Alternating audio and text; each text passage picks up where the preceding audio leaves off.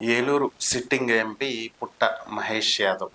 So ఈయన టీడీపీకి చెందినటువంటి ఎంపీ. ఈయనకి సంబంధించినటువంటి వార్తలు నిన్న మనం చూస్తూనే ఉన్నాం. తెలంగాణలో ఉన్నటువంటి మైనాబాద్ ఫామ్ హౌస్ లో డ్రగ్స్ కేసులో ఈయన అరెస్ట్ అవ్వడం జరిగింది. సో అయితే ముందుగా అరెస్ట్ అయినటువంటి సందర్భంలో చేసినటువంటి యూరిన్ టెస్ట్ లో నెగిటివ్ వచ్చింది. దీంతో మహేష్ యాదవ్ కి నెగిటివ్ వచ్చింది అని చెప్పి మీడియాలో, సోషల్ మీడియాలో బాగా టెలికాస్ట్ అయింది. సో అయితే తర్వాత తెలిసింది ఏంటంటే ఆయన యూరిన్ శాంపిల్ ఇచ్చేటప్పుడు దాంట్లో వాటర్ కలిపేసి ఇవ్వడం వల్ల డ్రగ్స్ ట్రేసెస్ దొరకలేదు. సో బ్లడ్ టెస్ట్ చేశారు, ఇప్పుడు పాజిటివ్ వచ్చింది. అయితే ఇదంతా ఒక ఎత్తు అయితే, ఇప్పుడు దీనికి సంబంధించి మ్యాటర్ ఏంటి అంటే, ఫస్ట్ టైం దొరికినప్పుడు జనరల్గా కౌన్సిలింగ్ ఇచ్చి పంపిస్తారు.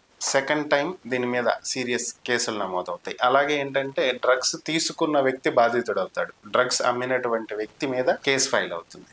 సో ఇక్కడ ఈయన ఫస్ట్ టైం దొరకటం, అందులోనూ ఈయన బాధితుడి కింద కౌంట్ అవుతాడు కాబట్టి స్టేషన్ బెయిల్ ఇచ్చి పంపించేశారు. దీని మీద విమర్శలు వెల్లువెత్తడంతో టీడీపీ దిద్దుబాటు చర్యలు చేపట్టింది అనుకోవాలి. ఆయన మీద విచారణ చేపడతామని చెప్పడం, చంద్రబాబు గారు సీరియస్ అవ్వటం, పార్టీ అధ్యక్షుడు పల్లా శ్రీనివాస్ షోకాజ్ నోటీసులు ఇవ్వటం, ఆయన మీద చర్యలు తీసుకుంటామని చెప్పడం, ఇవన్నీ చకచక జరిగిపోయినాయి. అయితే ఇక్కడ ఆలోచించాల్సినటువంటి విషయం ఒకటి గమనించినట్లయితే, ఒకటి ఏంటి అంటే, సో ఆయన మీద చర్యలు తీసుకుంటారు, బాగానే ఉంది. మొదటిసారి దొరికారు, బాగానే ఉంది. అయితే దొరికినటువంటి వ్యక్తి ఏ స్టూడెంటో కాదు కదా. సో ఒక స్టూడెంట్ అయితే, లేదంటే ఒక చదువుకునే వ్యక్తి, చదువు జస్ట్ కంప్లీట్ చేసి ఉద్యోగం చేసుకుని సర్చింగ్ లో ఉన్నటువంటి వ్యక్తి, లేదంటే ఇలా ఇలా ఏదైనా ఒక సాధారణమైనటువంటి వ్యక్తి అయితే వేరు. కానీ దొరికినటువంటి వ్యక్తి సిట్టింగ్ ఎంపీ, ఒక ప్రజాప్రతినిధి.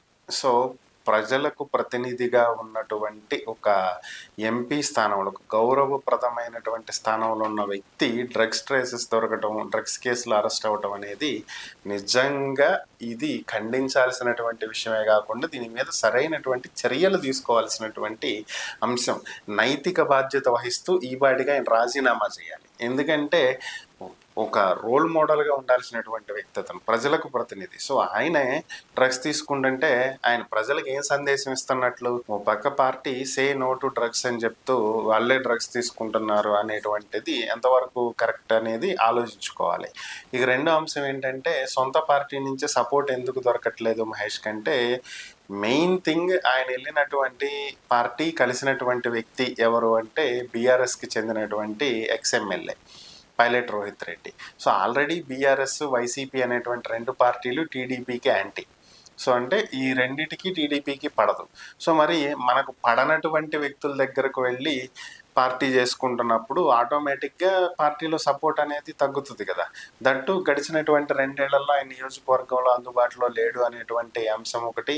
స్థానిక అతను ఉండటానికి అసలు మెయిన్ అతను ఇక్కడ స్థానికుడు కాదు, ఆయన మైదుగూరు నుంచి వచ్చినటువంటి వ్యక్తి. అప్పట్లో కూడా ఇక్కడ కానటువంటి వ్యక్తికి ఇక్కడ టికెట్ ఎలా ఇస్తారు అని చెప్పి ఎలక్షన్ టైంలో జరిగినటువంటి కొన్ని ఇవి. సో ఇలాంటివి చాలా జరిగినాయి. ఈ ఏరియా కానటువంటి వ్యక్తులకి టికెట్లు ఇవ్వటం అనేది జరిగినాయి. అటు చూస్తే ధర్మవరంలో ఇచ్చినట్టు బీజేపీ క్యాండిడేట్, సో ప్రజెంట్ ఆయన మినిస్టర్గా కూడా ఉన్నారు.